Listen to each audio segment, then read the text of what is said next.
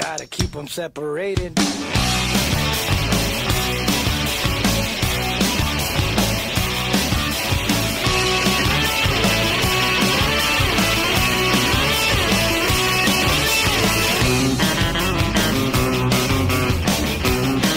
You're listening to the Casting for Fun podcast, the show that talks about entertainment, sports, music, and inspirational stories for all to enjoy. We're glad you could join us today. Sit back, relax, and enjoy the show.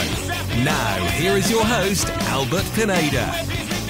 Welcome, everybody, to this week's episode of the Casting for Fun podcast. I am your host, Albert Pineda, coming to you on Wednesday, August 21st, 2024. For this week, we are celebrating the 30th anniversary of Offspring's Smash album. So excited to talk about this album. It's definitely one of the greatest punk rock albums of all time, the best-selling punk rock album of all time, best-selling independent music album of all time, with maybe a tiny asterisk surrounding it. But you know what? That's good enough for me. This album is just amazing. It's so much fun to listen to, even 30 years later. And of course, to celebrate this momentous occasion, my brothers Fernando and Danny return to the show, as the good friend Nick Turner, and we have a really fun time talking about Offspring, talking about punk rock music of the 90s, celebrating this album, talking about it track by track. This is a really awesome, fun conversation. I'm grateful to talk to my best friends about this album. So here we go. Let's dive into it without further ado. Offspring Smash 30th anniversary here on the Casting for Fun podcast.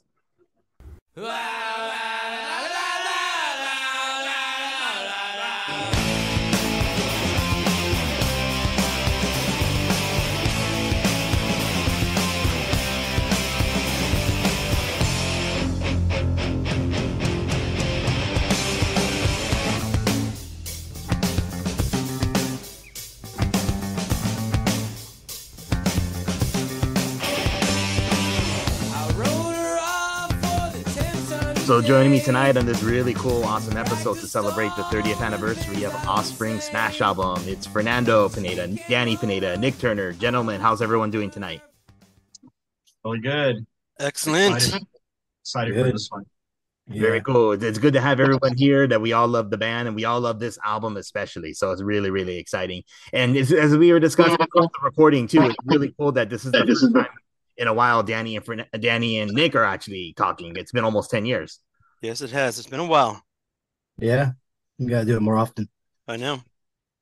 Very cool. We'll have to do a It's Always Sunny episode. Talk about that. That'd be pretty funny. But well, first and foremost, Offspring. So excited to jump into this. And then Fernando, you had the privilege to get to do their 30th anniversary concert, right? Yes. Where was it at?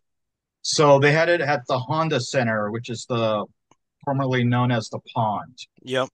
Gotcha. So I was telling Chris about it, and he's like, "Where's the Honda Center?" I'm like, "Oh, it's the Pond."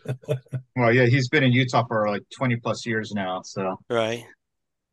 So yeah, I remember when the Pond opened, I remember it was a big deal. The Ducks also started out the same time that the Honda Center opened. So the concert was also a 30th anniversary of the Honda Center. Oh wow, Offspring that's Smash. crazy. So yeah. So I sent Albert pictures, but at the end of the concert, they were passing out posters for that. So I sent a picture of the poster to Albert. So I'll send it to you guys too. Nice. Yeah, that's really, really cool. The cool poster. So I got 3 of them because I had 4 tickets to the show because I wanted to have some elbow room. Mm-hmm. So I bought 4 tickets, and me and Mark Hankey went. John Hankey's older brother that's in my ward. Okay. So he got 1 poster, and I got 3, and then someone spoke for the other one. So if there's 1 left, if any of you guys want it. Oh, very cool. I would love it, but I won't be allowed to put it up in the house, unfortunately. It should go to a home where it will be allowed to shine in brightness. Yeah. I'm gonna put it up in my garage, but right now it's still just behind my bed. I didn't want to get a crink in it or anything like that. Yeah. So Nice. I'm going to laminate it too at one point, or frame it. So Sweet. Very nice. Oh, very cool, very cool. Yeah, so excited that we get to talk about this album. Really, really excited, and of course, I definitely want to hear more about your experience as well, Fernando, for the concert. But Yeah. yeah, so just a few facts to start us off, and then we'll dive into the album track by track, and then of course, any thoughts, feelings, anything anybody wants to share about the album, please feel free to do so. But yeah, first released on April 8th of 1994, which actually is a significant day in the history of music. That was the day that Kurt Cobain's body was found after he had taken his own life. So obviously that was big news. And of course, this album would go on to become big news because I don't think people were really expecting much from this particular band at the time. 11 million copies sold worldwide. So it's the number one selling independent music release of all time, which I think is a record that's going to stand forever considering the way we take in music now, right? Yep, agreed. But I think something else sold it, another independent release. I'm trying to look it up right now, but at the time it was the number one. Oh, I know the stat you're referring to, Fernando. I believe the band Evanescence sold more with their album, their label, Wind Up Records, but I believe that label was distributed by a major label. So even though like the recording label was independent, like that wasn't what I was thinking of, something else. But you just continue. I'll look it up. Okay. Yeah, but as far as I can tell, this was at the time definitely the number one selling independent album of all time. Three successful singles, Come Out and Play, Self Esteem, and Gotta Get Away. The whole album, top to bottom, I think is really, really awesome. Yeah. And so I have so many great memories driving around in Nick's car, the Nickmobile, listening to this album among many others. So I guess before we dive into the album itself, track by track, if everybody wants to take turns sharing their memories of listening to this album. In fact, I was probably you, Fernando, who probably first introduced me to this album. And then, of course, hearing the songs on K-Rock because they were really popular at the time. Yeah. So my freshman year in Temple City High School, I had this friend and we kind of stopped talking after a while, but he got me into Bad Religion.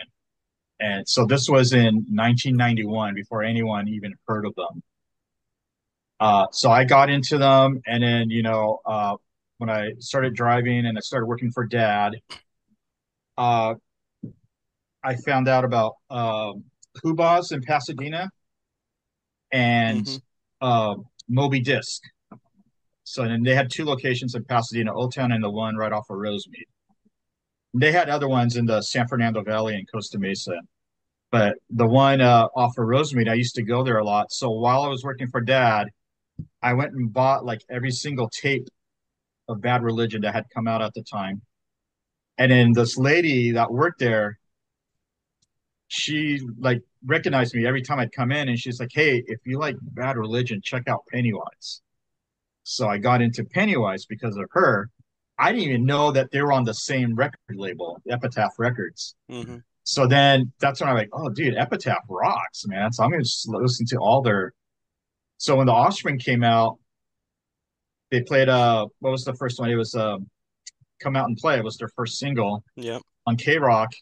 And like that same day I found out it was Epitaph. I'm like, dude, I have to buy this record. I have to buy this CD or tape, whatever.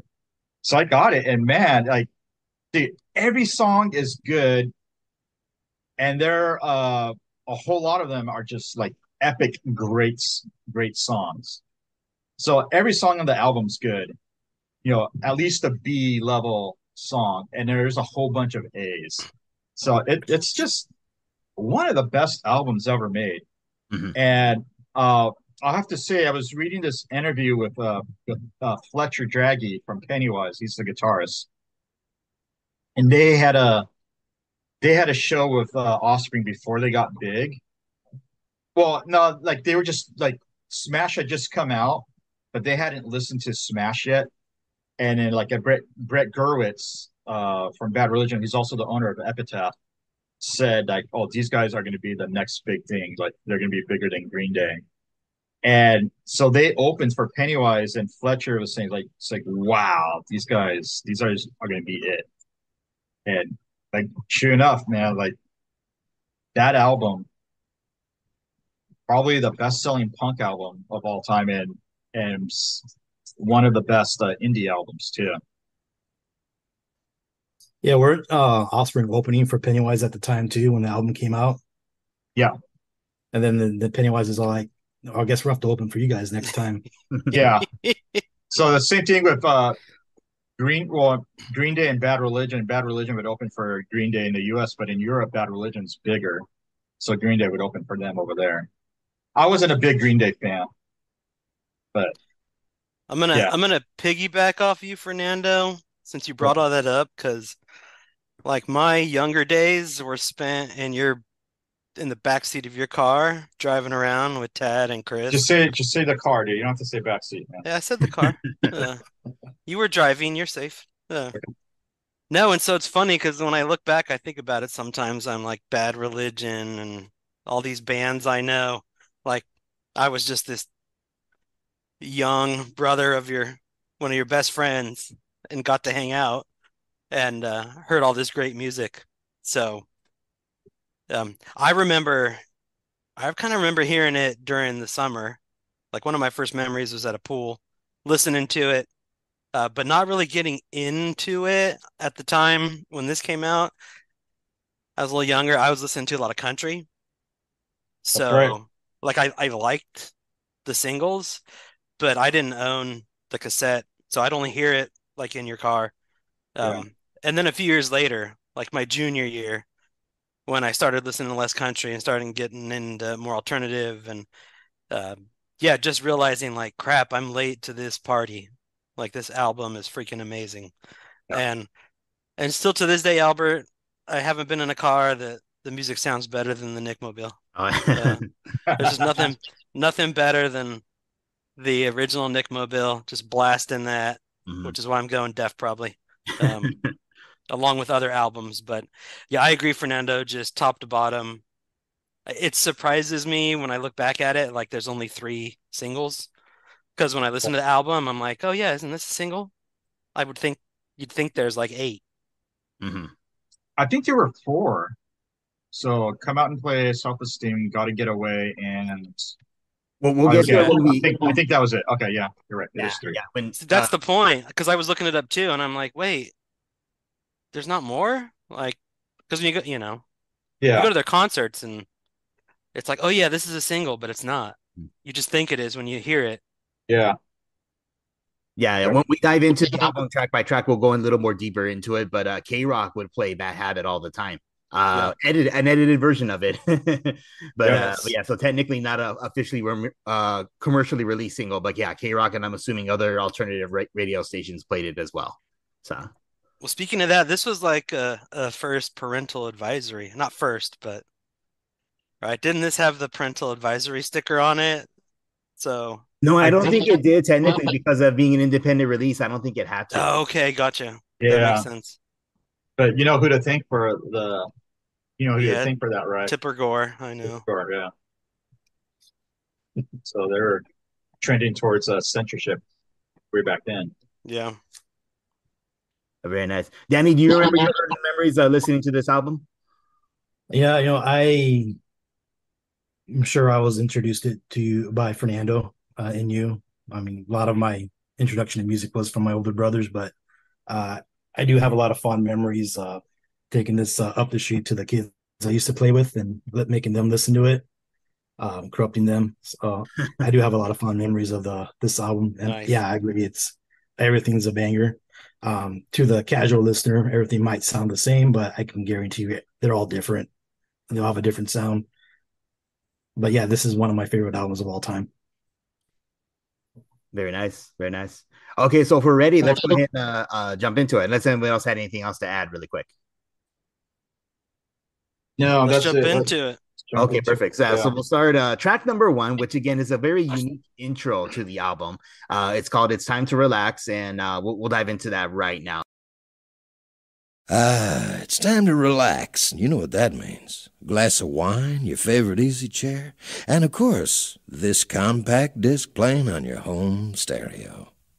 So go on and indulge yourself. That's right. Kick off your shoes, put your feet up, lean back and just enjoy the melodies. After all, music soothes even the savage beast. So that's track number one, Time to Relax. Spoken by a gentleman by the name of Jason Blackball McLean. I didn't know that before doing my research. I'm assuming he's a friend of the band, right? Yeah, so he's the guy that says keep them separated during Come Out and Play, and He's been in a lot of things with yeah, them.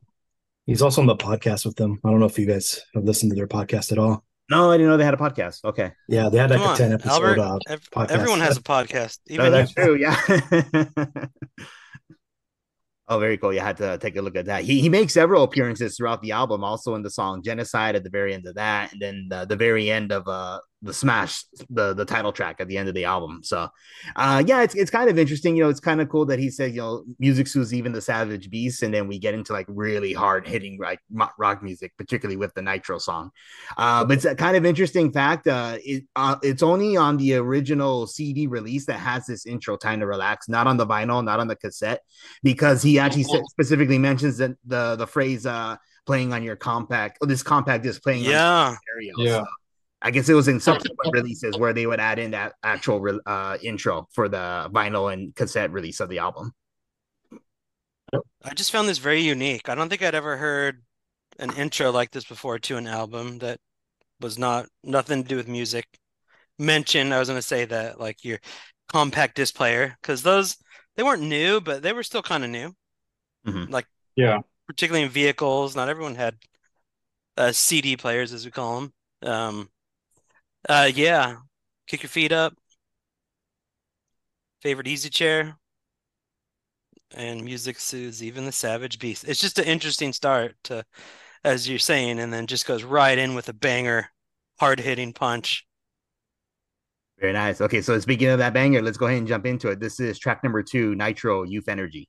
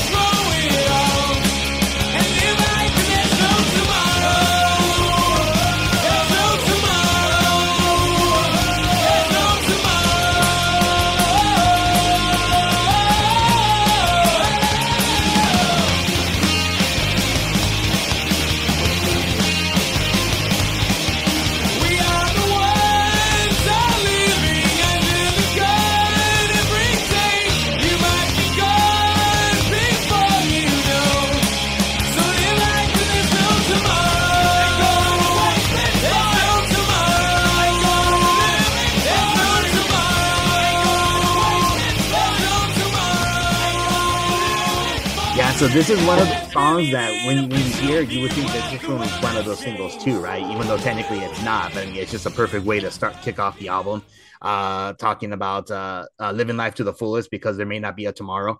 So again, this was a really cool song, I think, to start off the album. Yeah, it definitely sets the tone with the fast pace, then the awesome drum intro.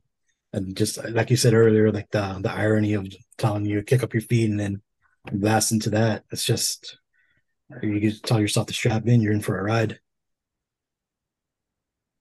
I don't have more to add to that. Like you guys just kind of said it. If you know what Nitro means, you know. But like interesting, the time this album, as I was reviewing the lyrics earlier, lyrically, I love the album. It's crazy. It makes me think of just what was going on in the world at that time, particularly in like Southern California, as we go through this album.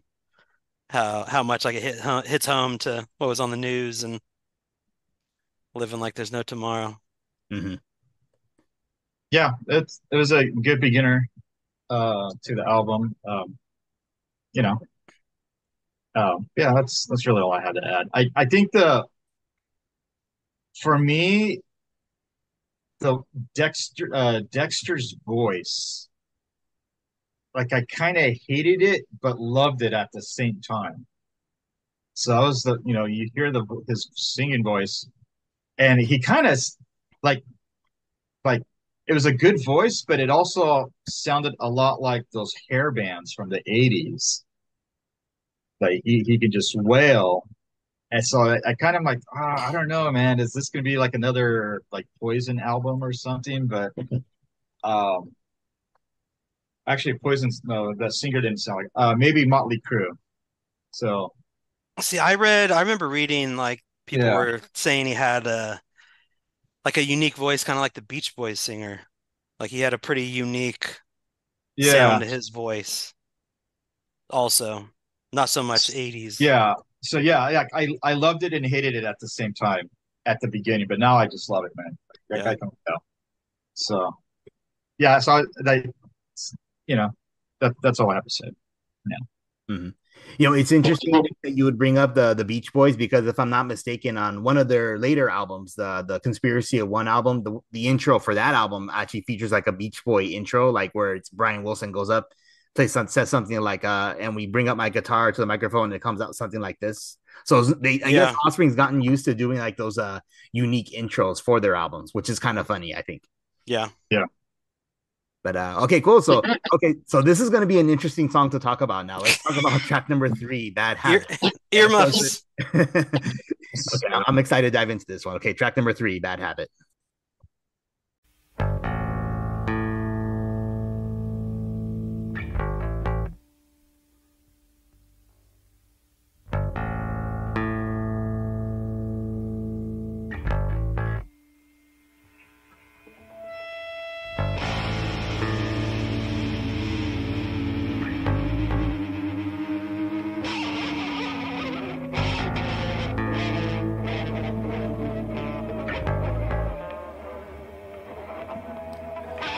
Hey man, you know I'm really okay.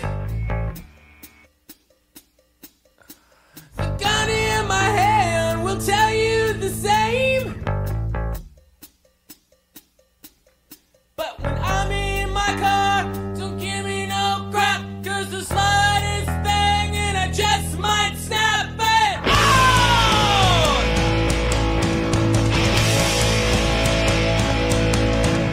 When I go driving, I stay in my lane.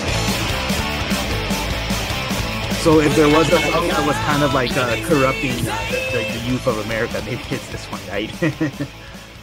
I have to agree.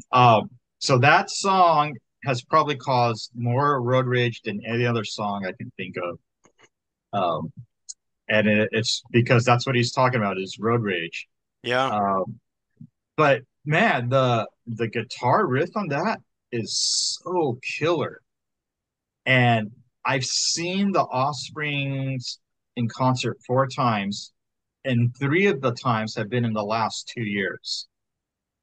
And I just have to say, like, the first time I saw them was in '95, right after they got big. And I was probably like a month away from graduating from high school. So I saw them down at UC Irvine. No Use for a Name opened for them. And so that's how I found out about No Use for a Name. I had to buy their CD the next day because that was so Nice. good. Leche con Carne. And one of the best concerts I ever went to. And they only had the 3 albums out. So they had their very first one, which was kind of crappy, their first one on Epitaph, and then Smash. And the 2 that they had on Epitaph at the time were great. But yeah, that song. So now you fast forward to modern days, and the last 3 times I saw them at the OC Fair 2 years ago. Then last year I saw them at Yamava in San Bernardino, which is formerly the San Manuel Casino. They renamed it. And then saw them at the Honda Center this summer. So when they get to the cussing part, they always stop and then they just start teasing everyone like, oh, I think everybody here wants to cuss. And, Dexter and Nudos will say that. And then he's like, what? Did you learn how to curse to this song? Is that just talking to someone in the audience? But yeah, they do that. They'll like talk for like 2 minutes. Okay. And they're like, all right, now let's finish the song. And then they do it. And everybody just sings along. It's hilarious. But yeah, road Okay. rage. Very nice. Yes. One of my favorite memories of this song is also related to a concert as well, Fernando. Myself, Nick, and Danny, which is really cool to have both of you, and David Weston, if I'm not mistaken. We all went to the old Irvine Meadows in 1999. and we were in like the stadium section. But I remember when this song was playing, when it got to like the height of like the rhythm of the guitar riff, Nick pointed out to me and said, "Hey, look up at the lawn." And sure enough, they actually started a fire in a mosh pit right there. And it's hard to mosh on that lawn because like it's at an angle, so like you could easily fall down really fast. There's a slope, yeah. Yeah, the slope. But yeah, it was definitely a really intense song. Probably maybe their hardest hitting song in their whole catalog of music, right? I'm gonna say yes. I could agree with that. Yeah. And that's the concert people were lighting fireworks off in the middle of the concert too, right? Like I've never seen that before. Like people snuck in like mortars, shooting them in the air in the crowd during that concert. Dude, it was amazing, Fernando. Nice. Nice. Like I don't know, this is that song, like you couldn't play it when your parents were around. Yeah. But like as soon as you drove away, crank it up. Or you might even start it in the driveway because they won't hear any bad words yet. But once you get at the time, like this is like the coming of age for road rage at the time. I think there's one song that hits harder. It's on the same album. And it's probably subjective. Boy Powerhead. Oh, okay. Might be my opinion only. I don't know. Yeah. Okay. No, I think it's a unique song. Like it captured the rage of a generation, if you will. Mm-hmm. And there was nothing better than like this is a song if like you were just angry, put it on. I never did road rage, but like it was a nice release. Mm-hmm. Yeah, you wanted to be going down the street blasting this, swearing up a storm. Mm-hmm. Very nice, very I nice. always liked how the start is slow. Like I kind of always imagine like that's the beginning of your day. You're just getting in your car. It's early morning, and then you get in the car and you start driving. That's when it starts getting fast. So I kind of always like that. It's always kind of like the start of your day, and then I guess like Dexter was always having issues with people throwing stuff at his car, and that's what inspired the song. So I think he had a really piece of crap car too. If I remember him talking about it, like it was a crappy car, but it sucked. Like still don't throw stuff at my car. Yeah, so he was getting his master's at USC, driving up from Orange County, and that inspired like Come Out and Play and Bad Habit. His commute to USC through the ghetto. But I agree with you, Danny. I like how you pointed out. It starts out slow, like your day. And then you get angry. Yeah, and you get that rise. And then you think you're at the top, and then you get to the part we can't talk about near the end. And it's like, yeah. Like I don't know anyone my age, even if you weren't a fan of the band, like that song, you were okay with it just because you wanted to yell it at the top of your lungs too. Mm-hmm. Oh, very cool. Okay, so let's go ahead and jump into track number 4 now, Gotta Get Away, the first official single that we're going to be touching on for this album. This is track number 4, Gotta Get Away.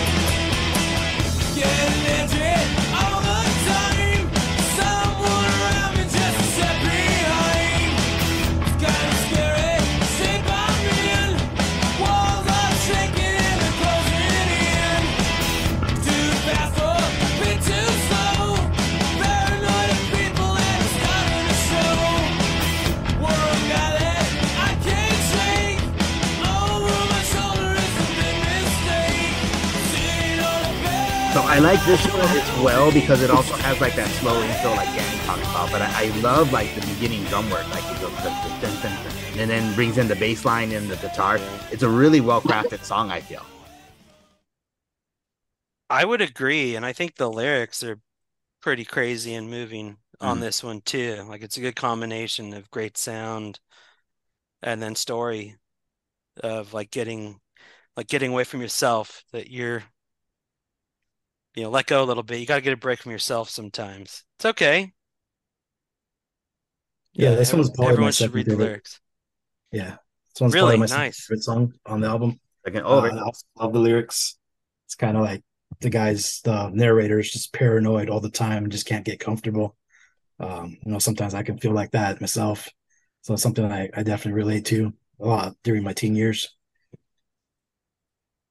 So for me, that's my favorite song on the whole album. Oh, very and cool. and it was Nice. the third single, if I'm not mistaken. Yeah, third single. Yeah, I like every time I see them in concert, I record the whole thing on my phone. Usually I'll get like two verses, or if there's a guitar solo, I'll try and get that. Try not to record the whole song on my phone, but this one I get the whole thing every time. Oh, very nice, very nice. When I also read it for my research, is that apparently this was the last song written for the album, and apparently written by Dexter Holland, obviously. And I guess he was under pressure to meet the deadline of actually getting it recorded in time. So that kind of goes along with like the paranoia, self-loathing, anxiety that he was feeling, that Danny and Nick already kind of touched on too. So yeah, this is a really, really cool song, and yeah, it's just perfect. It fits in perfectly with this album. Yeah, I think they recorded it in like 2 nights, the last two songs. And I was reading too that they didn't have a lot of money, so they were trying to schedule it like in the middle of the night when it was a cheaper rate, just to get the album finished. So yeah, he definitely was under stress. Oh, very nice. Okay, and then it turned out to be a really successful single for them, so it definitely worked out in the end. So very nice. Okay, let's jump into track number 5. This is Genocide.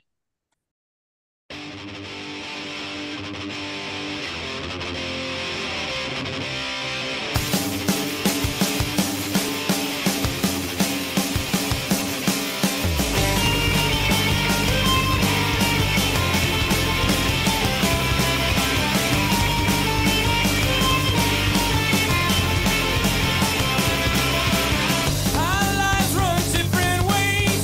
Through the rain, I see you in the sun. Our star shines anyway.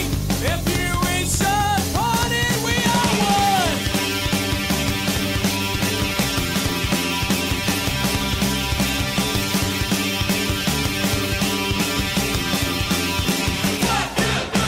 Doggy dog, every day on our fellow men we pray. Doggy dog, to get by. Hope you like my genocide.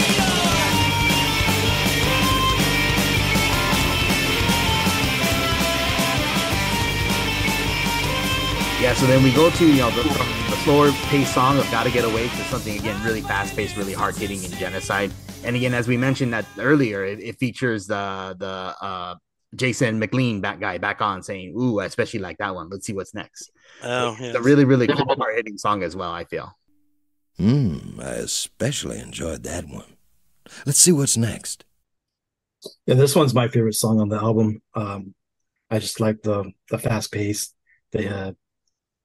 just the interesting different guitar work that they do from the rest of the album, and just the lyrics. It's just a dog eat dog world. Whatever your relationship is going to base every decision you're going to make is probably going to base down to lust and greed. Funny story about the song. Oh, sorry, Fernando, I didn't mean to cut you off, but I'm reminded of like the line from the sitcom Modern Family, where Sofia Vergara's character thought that meant the phrase was doggy dog. That's the way I always heard it in my mind too. I didn't know it's actually dog. So you thought it was Snoop Doggy Dog? Yeah, Her accent, yeah, her accent would do that too. So once I actually figured out that it's doggy dog, that's the actual phrase that he's referring to, and just the desire to consume and destroy and conquer anyone else that's standing your way. It kind of makes more sense, kind of like what Danny was talking about. Yeah, so great song. Like, I don't know if I would call it a guitar solo, but that part in the middle where the guitar goes dun, dun, dun, dun, dun, dun. Yeah. I love that. I love it. So yeah, Just hits. yeah, I like one of the lyrics. I find it such a shame through the pain. I see things as they are. Just once again, like there is some darkness to the album, but I think that's what makes it good. Like, or I don't know, inner suffering. yeah. They're trying to cope with. It's the whole theme of the album, really. Yeah. Very cool. Okay, so let's go ahead and jump in. Oh, does anyone else have anything to add? Sorry, I didn't mean to cut anyone off. No. Okay, No, cool. you're Let's good. go ahead and jump into track number 6. This is Something to Believe in.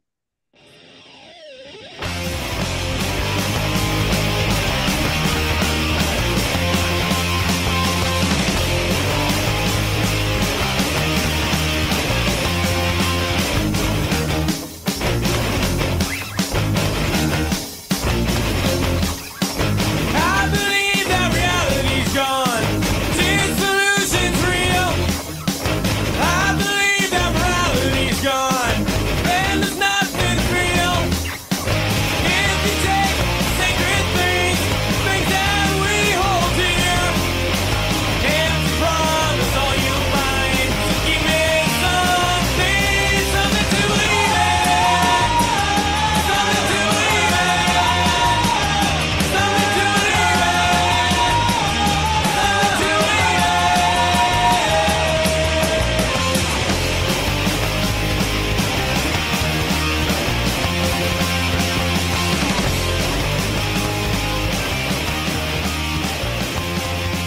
So this one really hard hitting as well, but I also think very self-explanatory as far as the lyrical content goes, and like believing in something better, I guess, than what you actually currently have, or at least I can kind of understand from reading the lyrics. But I was curious to hear what you guys think of this particular song.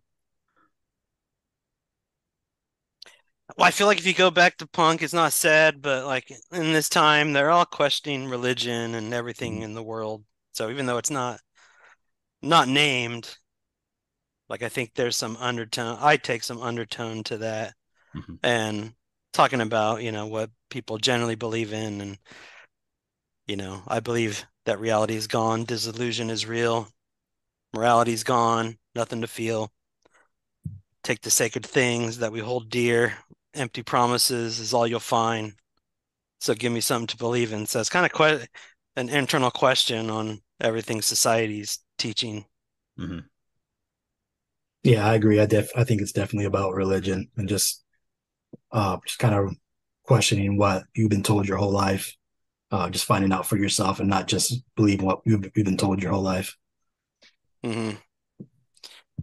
To a freaking awesome sound. So yeah, I really don't pay attention to the lyrics that much, but when they sing fast, like I don't. I'm like, it's too hard to try to figure out. But as for the music, and the singing, I believe this is their first song where they have like the backup vocals going, whoa. Okay. You know what I'm talking about? Yeah. And that kind of became one of their key features in later Mhm. albums. And they did it so much that NoFX made fun of them in one of their songs that came out in the 2000s. Like, uh, forgot what it was called. Back off, hold off on the woe or something like that. Oh. That's pretty But funny. yeah, but yeah, that was like one of their things that they did that made them so great because they're good at that. They harmonized well. Yeah. Very cool. Okay, so let's go ahead and jump into track number 7, Come Out and Play. Really excited to talk about this one. Again, this was probably the song that really introduced a lot of us to the band Mhm. because of the heavy rotation. It got both on, mainstream radio rock and on MTV too. So here's track number 7, Come Out and Play. One guy's wasted and the other's a waste. It goes out of saying of the thousand before. No one's getting smarter, no one's running the score. Everything is free of death and violence and hate. It's gonna tie your own rope, tie your own rope, tie your own. Hey! Man, you're disrespecting me. Take 'em out. Gotta keep them separated. Hey! Man, you're talking back to me. Take 'em out. Gotta keep them separated. Hey! Pay no mind. We're wondering to you what we doing anytime. Hey! Come out and play!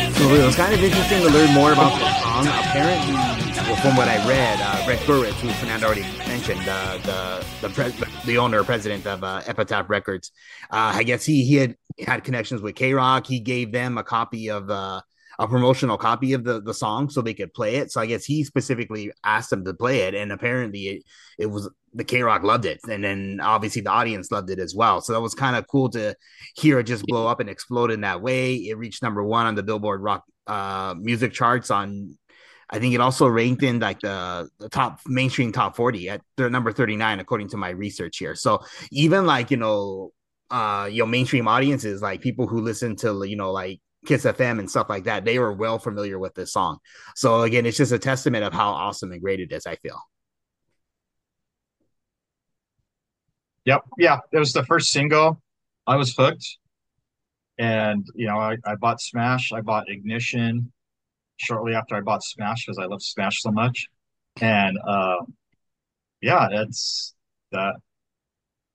It was just usually the best song of the whole album is the first single. So hmm when I was listening to it and like I heard "Gotta Get Away" and "Self Esteem," I'm like, no way, these songs are even better than Come Out and Play. So yeah, it's the song was about his commute driving through the ghetto, South Central, going to USC and all that. And yeah, this is what got them started. It's funny though, to your comment earlier on like lyrics and like it's just a catchy song. Like the lyrics are pretty harsh. Yeah. But like Come Out and Play. In the end, I think like most of us listened to it didn't fully understand what the lyrics were about probably. Mm-hmm.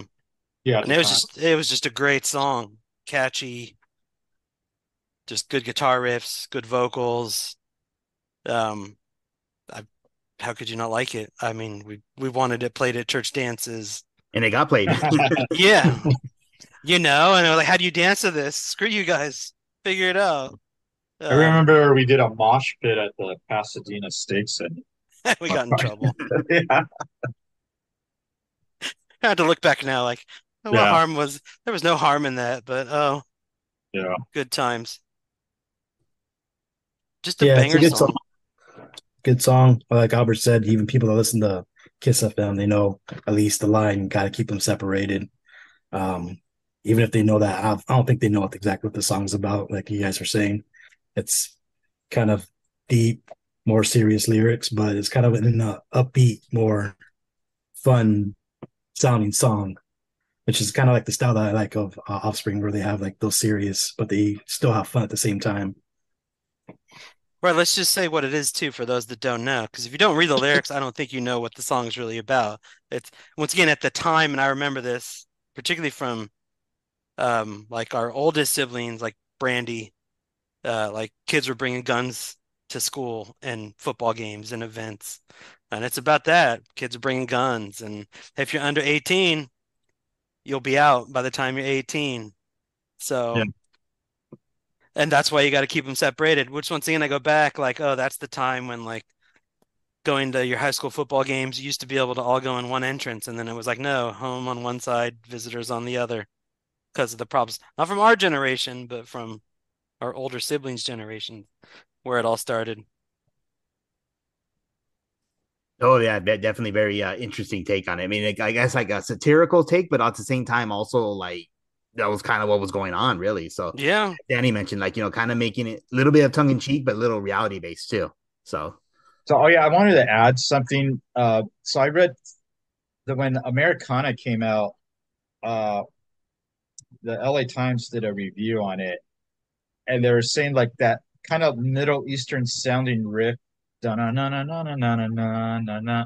Mhm. So they have something similar like that, and other riffs too in each album, and like there was someone complaining like, oh, you do the same, they just use the same riff, same chords on every song or every album. But then the guy, I forgot who it was on LA Times back when they were cool, they were saying, yeah, that's the most punk rock thing you can do is just recycle those riffs and put them in different songs and not have to write new ones. Yeah. And the Agent Orange wanted to sue Offspring because they thought they ripped off their song, but they were. Oh, yeah. So they opened for Offspring when I saw them at the OC Fair 2 years ago. And the only reason why I heard of them, so we have a cousin, David Garcia, and his parents used to own a house on a lake out by Barstow. So his old boogie board was in the storage shed there, for people to use when we go swimming on the lake. So his boogie board had a bunch of band names on it. Agent Orange was one of them. So that's the only reason I even heard of them. So when I saw them at that concert, they sucked so bad. The guy was like begging people at the end, like, "Yeah, please buy your skate decks because we need the money." And I'm like, "Dude, you guys are garbage, man." It's spinning. So yeah, that was my little story about that. All right, nice. I like it. Very cool. What's also interesting is the song they had Agent Orange was it's called Bloodstain, and Offspring ended up covering that for the Ready to Rumble soundtrack in 2000. Funny how things work out sometimes. Yeah, they probably made more money from the royalties from that than from when they booked the song. Yeah, probably. Very nice. Okay, so now we're gonna jump onto the other massive single for this album. Track number 8, Self-Esteem.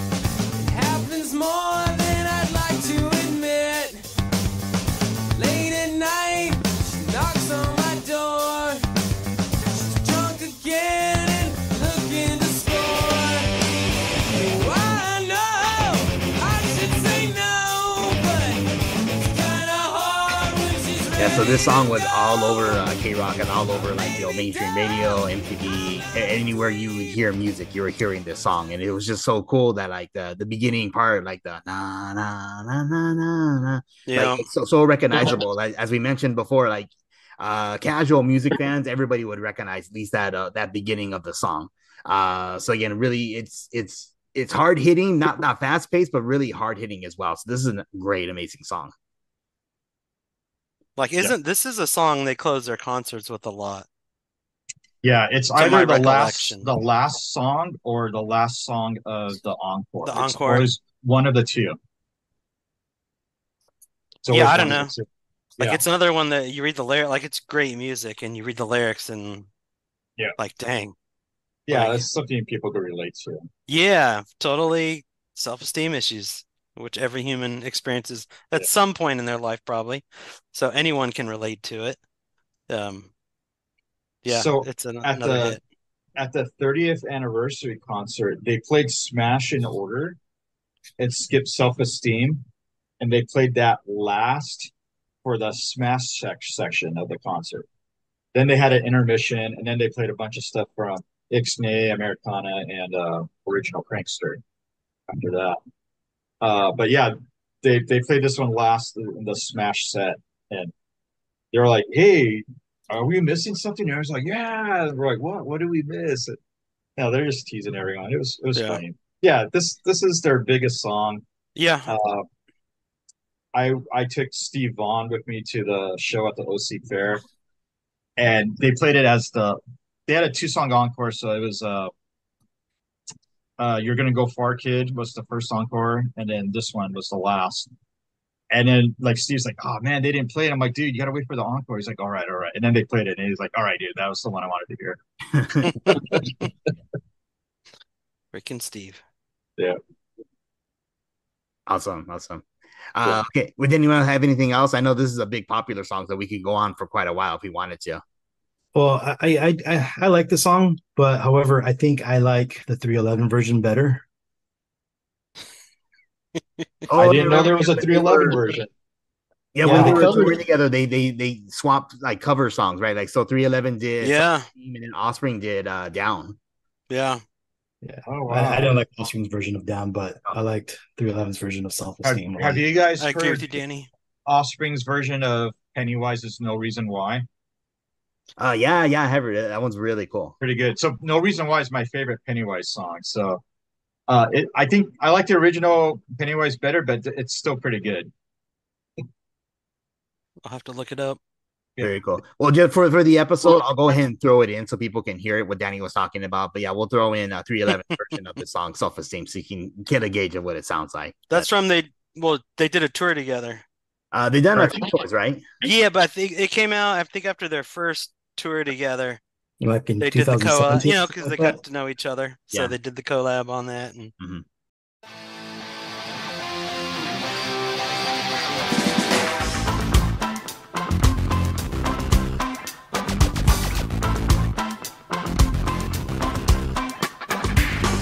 Wrote her on for the 10th time today. Practice all the things I would say. When she came over, I lost my nerve. I took her back and made her dessert. I know I'm being used. That's okay because I like the abuse. Oh, very cool. Okay, so let's go ahead and jump into track number 9 now on the Smash album. This is "It'll Be a Long Time."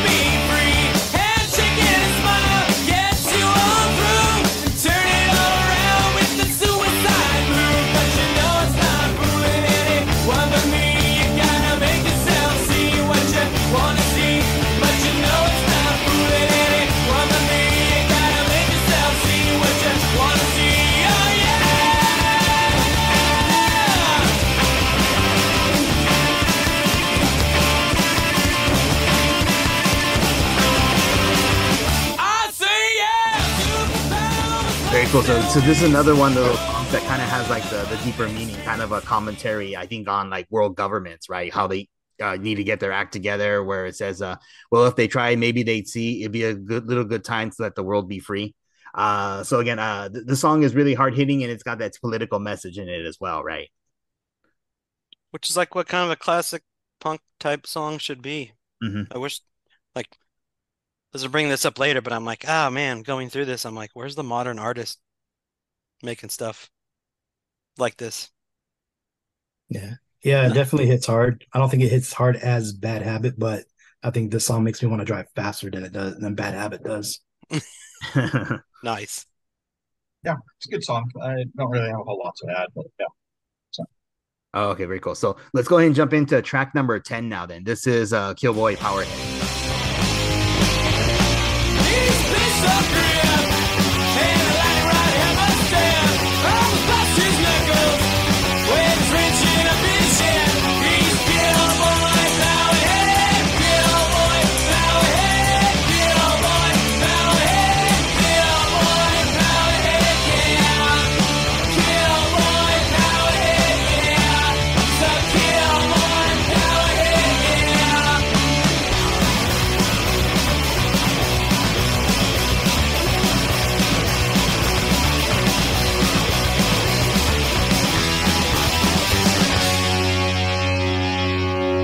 So I didn't know this at the time, but this is a cover song. It's the only non-original song by the band on this album, by a band called the Digits, right? Digits? Yeah. I don't think I've ever heard the original. I checked that out just out of curiosity about a year ago. Yeah, it's Offspring's better. Right, I would Yeah. agree. But Agreed. it's great. Um, All right, Fernando, you said this is your favorite? so I Which, would by say the my- way, I have no problem with that. It's a Gotta freaking Get Away great is my song. favorite. I think this is Or their the like so if you know the GOAT in basketball, it's Michael Jordan and Kobe Bryant. So this is gonna be like for me, it's like the hardest hitting songs is Bad Habit and this one. Depending on which order, it's subjective on the person, but uh, yeah. Uh, another. I know we're gonna go a little bit off topic, but I don't know if you guys ever heard the song Amoeba by the Adolescents. Yeah. Yeah, I've heard it on the one of the Tony Hawk skateboarding games is what I first heard Yeah, it. so two of the guys from Blink 182 covered it, so it's not officially a Blink cover. But it's actually better than the original. So that's another one I would recommend you guys check out. Oh, okay, cool. Nice. Yeah. So yeah, great song. Love it. I heard it in concert at the Honda Center one, and then again in the first time I saw him back in '95. So it had been a long time since I had heard it live. But yeah, great song. I agree. Great song. Heavy, powerful, good. Very cool. Okay, so let's go ahead and jump into track number 11. What happened to you? This is an interesting song. So let's go ahead and dive into this one in just a minute here. What in the world happened to you? Before you started talking, you used to have a brain. But now you don't get even the simplest of things. Draw a little picture or even use my hands. I tried to explain, but you just don't understand. And you're really losing it. And you really done a lot of drugs now. But you keep on abusing it. What in the world happened to you? It's bad enough to do it to yourself. But taking someone with you, well, you know there's something else. I say I'm not that kind of person, I'm not that kind of man. I tried to explain, but you just don't understand. And you're really losing it. And you really done a lot of drugs now. So this one is a departure, right? I mean, it's different from the rest of the album, but I still think it's a pretty enjoyable, cool song, right? Yeah, I mean, this is the one that's, I would say, it's kind of a better message, if you will, compared to all the other stuff. It's about someone using drugs and how they're changing, and like they're asking what happened to you. Like you were so smart and you're taking other people down with you. So kind of a more positive message, if you will. The drugs are bad. Okay. I totally agree. Absolutely. Yeah. Yeah. Drugs are bad. Okay. They do it Yeah, it's properly. definitely a nice change of pace from the hard hitting songs that because we've had a lot in a row, and now it's just a ska, cool ska song. One of like the only two ska songs I can think of that they do. Yep. Yeah, it was cool because ska was like starting to bubble up to the surface and become big too. Yeah. They're, you know, the the how would you say it? These bands got big. Bad Religion, Pennywise, Offspring, did Rancid. That came right after those guys got big. And a lot of punk bands do play ska, and a lot of ska bands have punk songs. Those are usually called a ska core, like Less Than Jake and Voodoo Glow Skulls. Voodoo Glow Skulls. That's right. That's what I said. Yeah. But yeah, Mighty Boss Stones. I'm not a big fan of those guys. I was just saying ska bands. Yeah, yeah, but yeah, it was a nice change of pace.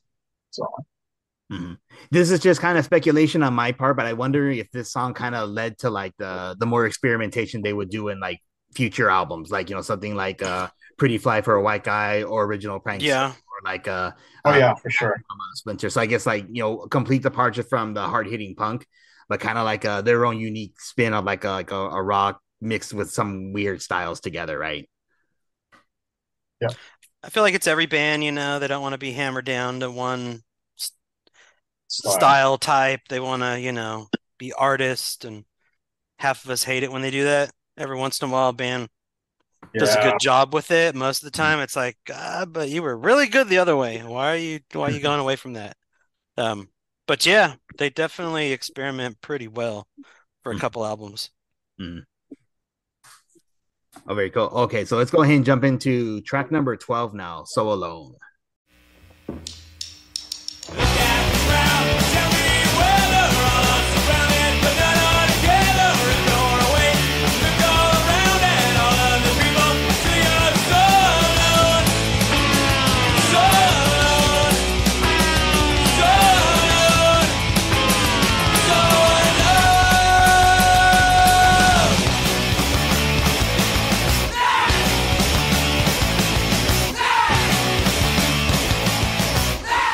So this one's very unique as well. It's kind of like one of like the most punk rocky songs on the album. That it's very fast and very short, only a minute and 17 seconds long, right? So is this one of the standout songs? I mean, it's short, so it can be forgetted on the album, but I still think it's pretty good. I never skipped it, partially because the end, So maybe. But it was short. Like it to me, once again, changing of pace through the album, where you just had this pretty cool song with guitar, and then back to even harder, faster, traditional punk. Short. Probably why I never skipped it. It was short, and I thought got to the point quickly and was fun. mm-hmm. Yeah, I like the message of it where, we all live together, but we're also alone. It's kind of a cautionary tale not to do that. Mm-hmm. Yeah, for me, it's a good song. I would say it's a B plus, just because it's kind of short, but it's B plus, and it's probably one of the lowest rated songs in my opinion on the album. But that's still saying a lot, like how good the album is. Right. The worst song on it is a B plus. So, yeah. Yeah, that's an excellent point. Yeah, considering the fact that this is an album you just play all the way through and enjoy every single song. We're getting close to the end, though. So go ahead and jump into track number 13, Not the One. Not the one.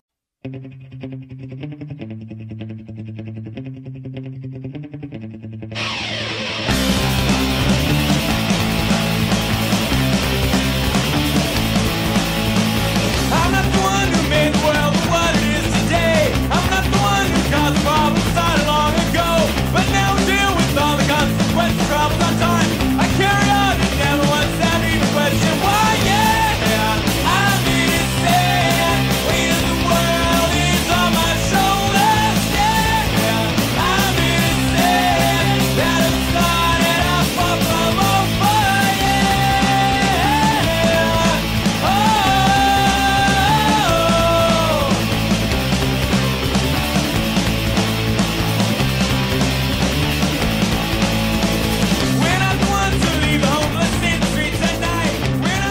So yeah, this one is very similar theme to It'll Be a Long Time. I think a commentary on like world politics, that we're not the ones who screwed everything up. The previous generations, however you want to phrase it, but this is a very unique song as well, I feel. Yeah, it's funny. As I was reading this, though, I kind of came away with a different take. I'm like, they weren't when they wrote this, but they are the ones now, currently. So, like, you still haven't, like, things are worse in California, guys. What's going on? On a tangent there. Yeah. But that was what came to my mind, is like, once again, thinking back when it came out, what was going on at those times compared to now. Mm-hmm. But yeah, I think this is lyrically, I think it's pretty heavy hitting song, heavy punch on the world and what's going on. Yeah, and I like the sound and then the fast singing at the end.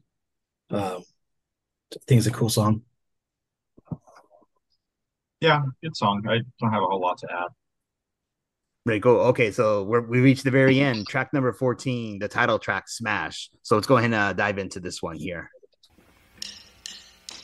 Head over heels, I've been here before. Now I don't want to do it no more. I held it only with blood on my face. Built it up and so bad you can taste. I just like the one I don't even judge. Don't give me shit 'cause I'm not gonna budge. Just wanna be who I wanna be. Yes, it's hard for others to see. I'm not a trendy. Told you what I want, do what I feel like. I'm not a trendy. Told them get like, if it's good enough for you, sign of a life. Smash is the way you feel alone. Like you're not captured out on your own. Smash is the way you deal with your So it may be kind of okay just to say this, but I really feel it's a perfect way to end the album. Like to first, use the title track at the very end, and then just the I guess the meaning of what Smash means to them. Like Smash is the way you feel all alone. Like an outcast, you're out on your own. So it kind of goes along the themes that we've kind of been discussing all throughout the whole album. Various songs kind of deal with this particular subject matter that they're discussing. So again, just to bring it all home, bring it up one more time, and with a hard hitting song, I think it's a really great way to complete the album. I agree. It's one of my favorite songs on the album, and usually when I listen to it, I'll kind of rewind it towards the middle and then re-listen to the last half of the song. And, yeah, his voice really shines on this, and so do the riffs that Noodles is playing. So it's just a good one, especially for ending the album. It's great. Good song. I agree with you guys. I love how like the album ends. I'm not a trendy a-hole. Do what I want, I do what I feel like. I don't care. But like with all the downness and self-esteem issues, in the end he ends like the album ends with I'm alive, you know? I Yep. think like you look at the whole picture, like it's just interesting with all the downness and violence of the previous songs, but hey, you're alive still. So that's a good thing. Yeah, I think it's a good commentary on like the aftermath of the album as well. After they became famous, like how popular they got, and they kind of got shunned by their own community, and they ended up having to sign with a major label. They're just like, who cares? We're just gonna do what we need to do. So I was reading up on why they left Epitaph, and a lot of it has to do with Brett Gurwitz, and he was kind of a jerk. I forgot the details. So they got pissed off with him. They went to Columbia, but Epitaph had the rights for Europe. So in Europe, Ixnay is an Epitaph album.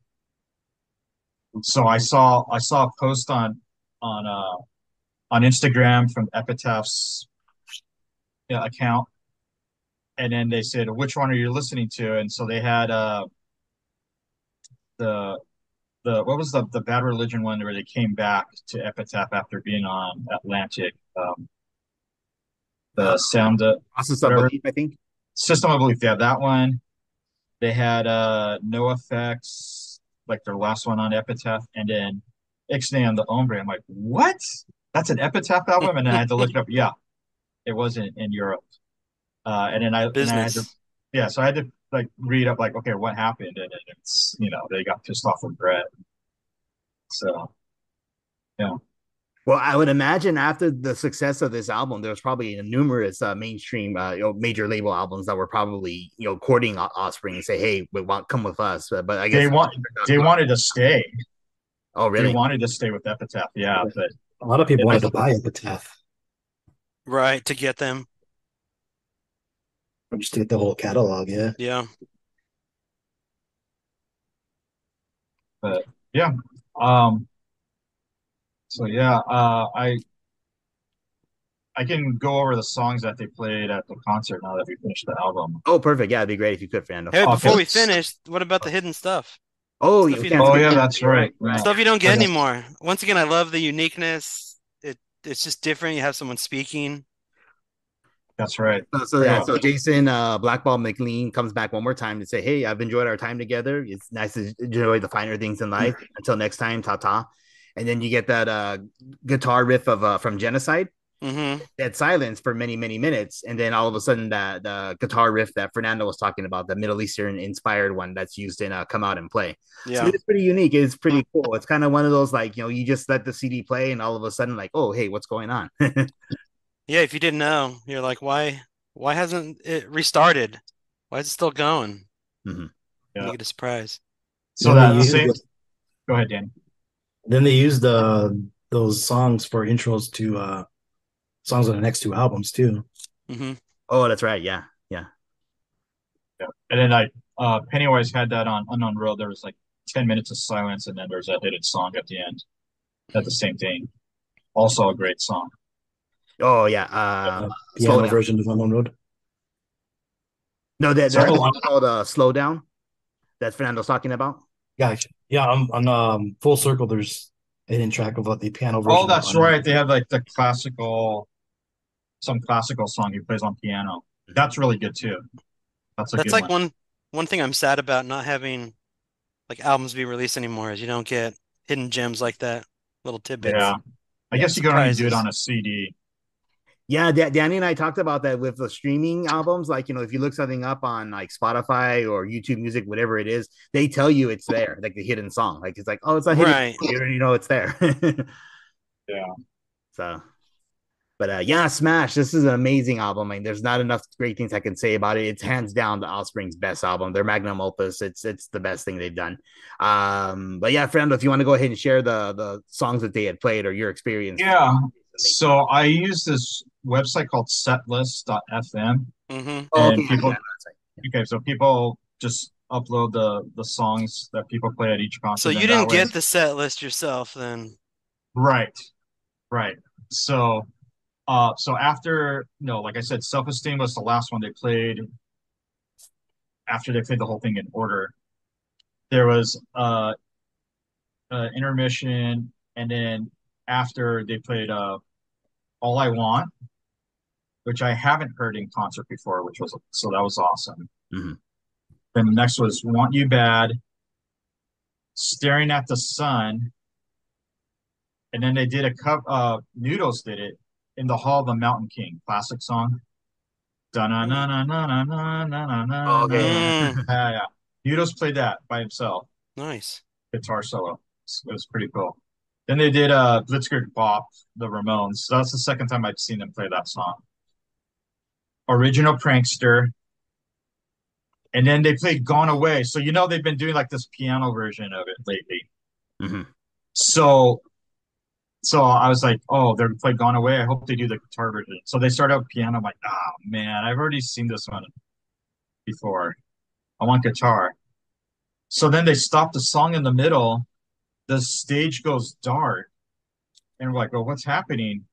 And then they roll no, they kept the piano out there, but then they continued the second half of the song as a guitar version, and Nice. it rocks. Like they had like the background screen just had all these really good graphs. And I recorded on my Google Photos, so I'll send you guys the link. But it was just awesome.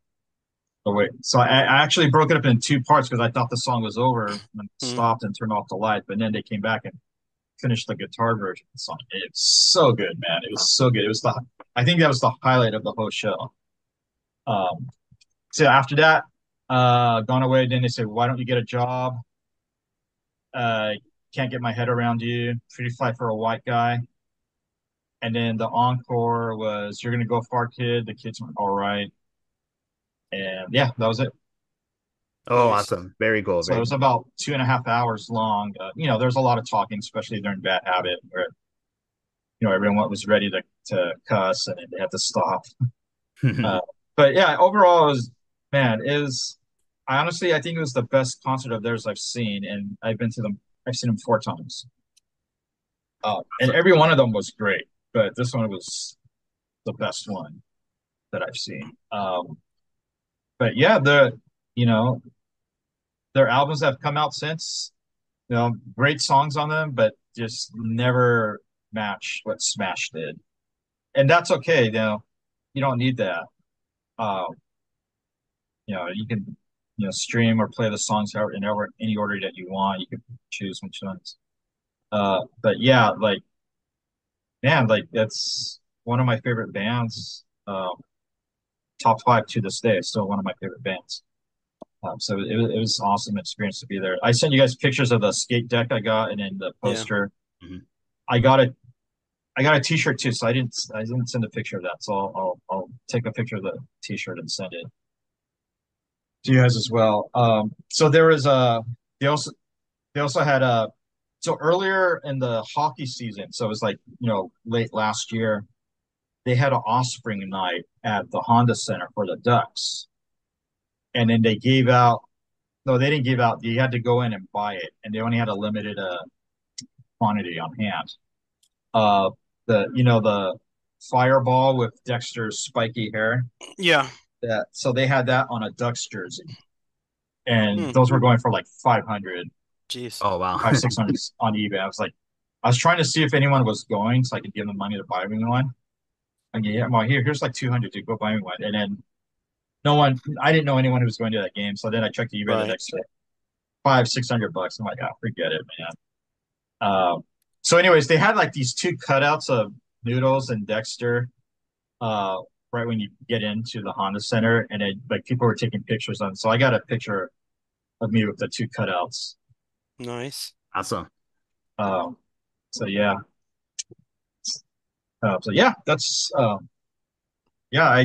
Like I still I still listen to the bands. Like Nick's told me like what happened with their drummer that they had recently. So the original drummer is long gone. He left Yeah. like in the 2000s, Hmm. and the drummer they had since then they let him go because he wouldn't get vaccinated, but he had a health issue. Yeah, no, So his doctor, he has Guillain-Barré, so his doctor was like, you can't take it because it could yeah, kill you. The vaccine could kill you. It's like and one of the then side effects, and so they fired him because he yeah. wouldn't get it. But it was like a legit health issue. So yeah, there's things that disappointed me, but I still listen to them. Oh, very nice, very nice. Going back to your point before, Fernando, about the song "Gone Away." For those who listen to the podcast regularly, you probably caught it from last week when I did the Guardians of the Galaxy. I just randomly threw in that cover or the YouTube video that you talked about with Brian May from Queen performing with the band at a European festival. It's amazing. So I'll definitely attest to how awesome that song is when they do both the piano plus the hard hitting like guitar riff to it too. But so last minute thoughts about Smash, Danny, Nick. What do you guys think? Where would you guys rank this as far as Offspring's material goes? I think it's their best album. I think 94, 95 punk albums, probably like best ever. Like even 94, you got Dookie, but I think this is better than Dookie. You had Hmm. Stranger Than Fiction by Bad Religion, Let's Go by Rancid, Punk and Drublic by NoFX, The Blue Room by Unwritten Law. And then 95, you had um, About Anyways, Time, about time. Pennywise, Out Come the Wolves from Rancid, um, Live Fast Diarrhea by the Vandals. And out of all those, I think this is the best album out of all of them. I absolutely Strung love it. strung out. Their Yeah. first one, Another Day in Paradise. Well, for Yeah, there's a lot of good punk albums in the next from 94 to 95. And No Use for a uh, Name, Electric Incarnate. yeah, them too. That's Business by Homegrown. Homegrown, Forgot about that one. uh, our first So concert. yeah, um, it paved the way for all of them to get popular in the scene, and um, they all owe it to Offspring. Still one of my favorite bands. They have another album coming out, which I'm excited for. The first Supercharged. album, I heard the was single. It's not that good. they had another single earlier this month that it sounds like a Smash song that I like. Oh, really? Okay. Yeah, Because the I first forget what one it's called. sounded like a Green Day or Blink or not even that, like worse. Yeah, they have another one that they released on YouTube I'll have that, to that check that one. sounds like Smash. So Okay. that gives me hope. Very nice. I My conversion to Offspring was from Americana. That's like the album that really got me into them. And it's kind of like 311. It wasn't the early albums that I got hooked on, but uh like through that, Smash, Ignition, Exhale on the Ombre, I love their older stuff more than any of the newer stuff. Mhm. So I can agree that this is like the pinnacle of Offspring greatness. And I don't know if you remember Albert, like I still remember seeing them at the Palace. That's I think that right. was the first time we saw them. I don't remember who opened for him. Um, was it Unwritten Law open for him?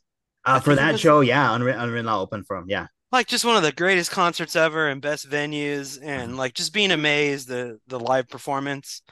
That's the other thing I really loved about Offspring, and you guys know this, like it's about the live performance. Anyone can go in the studio, especially nowadays with autotune, Mhm. but like being able to perform and entertain, they were top notch.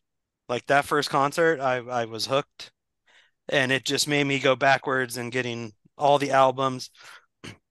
And what my CD collection was stolen like 3 times, and which I hated, but it was like every time I'm going to warehouse to rebuy a couple 311, Offspring. Like Yeah. that wasn't like Smash was an album I had to own. Like so literally I got Which you bought stolen. like maybe like 3 or 4 times, right? Yeah, which is why when digital came around I was happy because like I already gave you money like 5 times now. Uh, but like I literally went that night and bought that album. Because I had to have Smash. So Mhm. yeah, totally love it. Very cool. Yeah, I was gonna say, oh man, I just thought what I was gonna say. Oh man, yeah, I forgot. I had a thought and I lost it. Oh, sorry, I cut you off. It probably was my fault. Um, But yeah, it's been great reminiscing about this album with you guys. I mean, it's kind of funny too. I mean, I've never really stopped listening to it. Like the singles for sure. Like I put them on playlists and I listen to them all the time. And then every now and then, I'll like, probably at least a couple times throughout the year, I'll just play it just because I want to hear it the whole thing through. So it's definitely something I listen to regularly. But for people who haven't heard this album in a while, particularly the singles, I mean, I'd say yeah, give it a listen. I think you'll really enjoy it. Even though we are a couple months late as far as like the anniversary goes, it's still just an awesome time, anytime to listen to Offspring music, especially this album. Hmm. I think I told you before we started. I put this on this summer for the kids to listen to. Like they don't like any music I put on, but I keep like maybe they'll like Smash. Let me put this on. Let me get them into some harder stuff. Just so I can at least say to you guys like, hey, I've put it on for the children. I'm trying to pass it along. Very cool. Any last minute thoughts before we wrap up, or are we good? yeah, you can end it, but I had something to say after Oh, go ahead. No, okay, okay. off camera. Okay. Well, thank you, Fernando. Thank you, Danny. Thank you, Nick. It's always a blast to see you guys, and I'm grateful to get you, Nick and Danny together. It's been a while for you guys, so we'll definitely do this has again been. very soon. And I just love talking music, and then diving into it kind of gives you a more perspective on the albums that we love. So I'll continue to do this format on the podcast for many years to come. So. Okay, well, thank you, Excellent. gentlemen. Thank you to the listeners. You guys have been listening to the Casting for Fun podcast. Thanks, everybody. There. I hope you enjoyed our time together today. You know, it seems harder and harder to just sit back and enjoy the finer things in life. Well, till next time. Ta-ta.